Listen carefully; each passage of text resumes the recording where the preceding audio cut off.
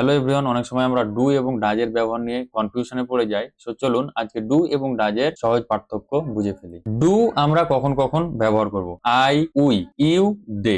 I, we, you, they এবং plural subject অর্থাৎ বহুবচনের সাথে আমরা ডু ব্যবহার করব। For example, I do my homework. আমি কি বলেছি?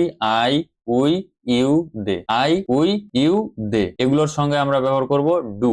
এটা একদম মুখস্থ করে ফেলতে হবে। So I do my homework, আমি আমার হোমওয়ার্ক করি। They do their work on time, তারা তাদের কাজ সময় মতো করে। আমি কি বলেছি? I, we, you, they. এই যে they do their work on time. তারপরে উই এর সাথে আমরা ডু ব্যবহার করব। We do exercise in the morning, আমরা সকালে ব্যায়াম করি। এখন আমরা দেখব ডাজ আমরা কোথায় কোথায় ব্যবহার করব।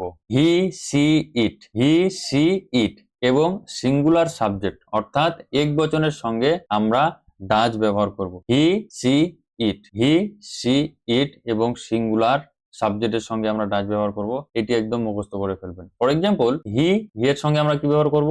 Does. He does his homework, সে তার হোমওয়ার্ক করে।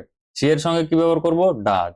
C does yoga every morning, সে প্রতিদিন সকালে ইয়োগা করে অথবা যোগ ব্যায়াম করে। রাইট? ইট ডাজ, ইটের সঙ্গে কি ব্যবহার করব? Does. It does not work properly, এটি ঠিকভাবে কাজ করে না। আশা করি বুঝতে পেরেছেন এবং এরকম ভিডিও পেতে সবসময় আমাদের পেজটি এবং চ্যানেলটি ফলো দিয়ে রাখুন। ধন্যবাদ।